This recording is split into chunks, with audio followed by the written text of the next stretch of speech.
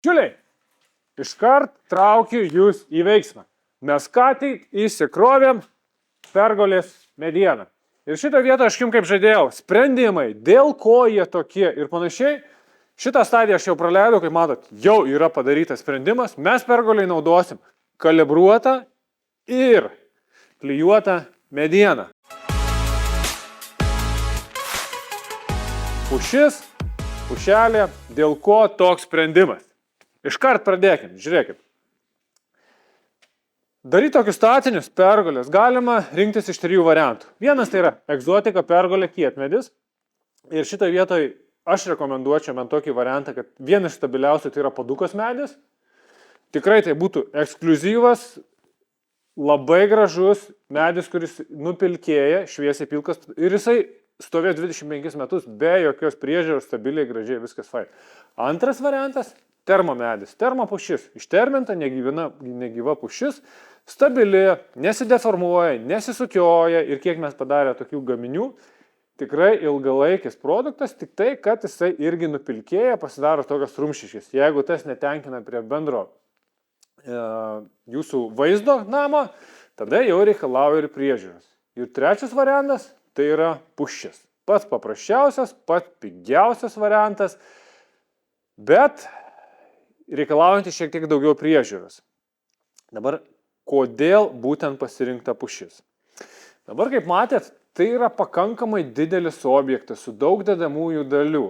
Todėl mes turėjom šitoje vietoje rinkti ne tik gražiausią, fainiausią, nuostabiausią ir panašiai, bet mes turim biudžetą, kurį turim išdėlioti per visas dalis ir galutiniam rezultate turėti įgyvendintą projektą, o ne kažkurioje stadijoje sakyti, kad viskas, baigėsi pinigai.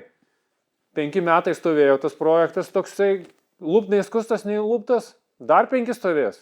Šitas variantas mums yra nepriimtinas. Tai faktiškai vienas iš tų pagrindinių faktorių lėmė, kad finansas, biudžetas, kad mes pasirinkom pušį. Dabar jeigu mūsų būtų kietmedis, ne? Jeigu kietmedis, tai visas tas medžiaga mums būtų kainavę apie 5-6 tūkstančiai eurų, plus visi darbai, tvirtinimai ir panašiai.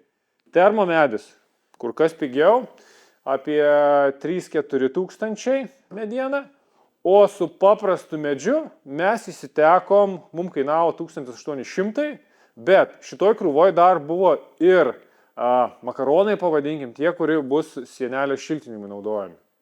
Tai vat kaina mums buvo pagrindinė, vienas iš tų, dėl ko mes pasirinkom. Dabar su kuo mes susidūrėm pasirinkę pušį. Nes pušis iš principo tai yra trumpalaikis, trumpiausias iš šitų 3 sprendimas ir daugiausia priežiūros reikalaujantis. Tai minkšta pušis skeldėja, aižėja, deformuojasi. Toliau, jeigu mes blogai nudažysim, po 4-5 metų mes vėl turėsim ją dažyti. Tai šitoje vietoje mes su tuo susitaikėm, mes labai didelį dėmesį skirsim jos dažymui, apdirbimui ir šitoje vietoje mūsų partneris Osmo, mes turėsim atskirą dalį su juo, tikrai papasakos, kaip apdirbti tą medieną, kad sumažint, kad šitos atmosferos poveikis, kad spalva išliktų kuo ilgiau ir kad mes turėtume mažiau bėdų ilgesnį laikotarpį su mediena. Toliau, balkių klausimas.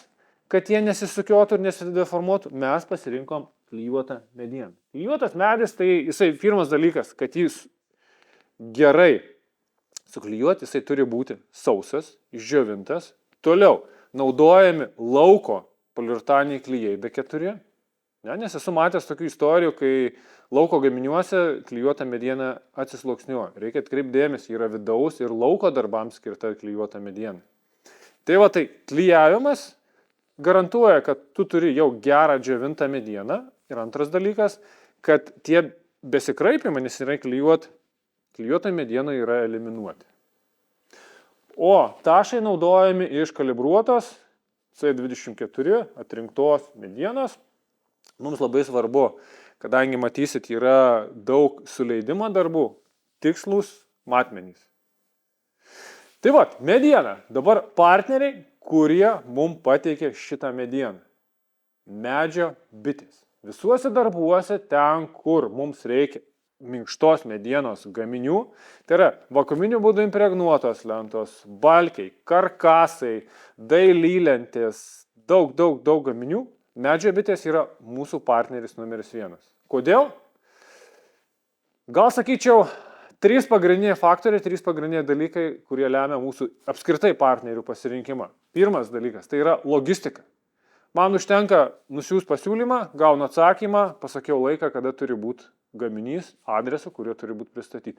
Nebuvo per 6 metus karto, kad kažkur kažkas sulaikė pasigestų ir kad būtų padaryta blogai.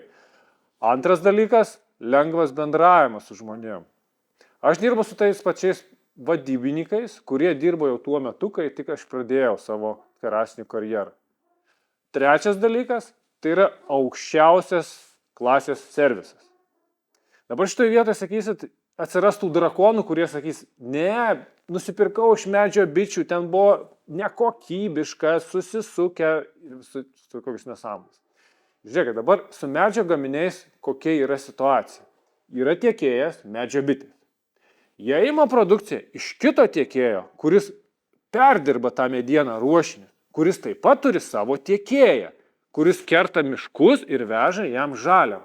Kaip matot, yra bitės, gamintojas, medienos šitas, kuris pristato visą žaliavą. Ir šitoj grandinė medžio bitė ne visada gali sukontroliuoti tas visas grandis, kurios eina po jos. Tai yra buvę ir man, kai atvažiuoja lentos, atvažiuoja mediena ir sakai, klausykit žmonės, tikrai netoks, koks buvo aną kartą ir netokia, kokią jūs deklaruojat. Bet šitoje vietoje tiesiai šviesiai sako, Sauliau, viskas ok, atvažiuojam, pakeičiam, nebus dėl to problemų. Tai va toks požiūris į užsakovą, į jo įsigilinimas į tą problemų sprendimas operatyvus, tai va man yra labai svarbu renkantis partneris. Tai šiuo atveju medžio bitės yra partneris šitam projekte, kas susijęs su medienos tiekimu. Kągi, apie medžiagas apšnekėjom, partneris įvardinom, projektai, kaip matot, viskas yra paruošta, padaryta, suskaičiuota detaliai. Toliau, reiškiasi, mūsų laukia gamyba. Smagiausia dalis, kurios sulaukia daugiausia prašymų. Sauliau, parodyk, kaip tu tai darai.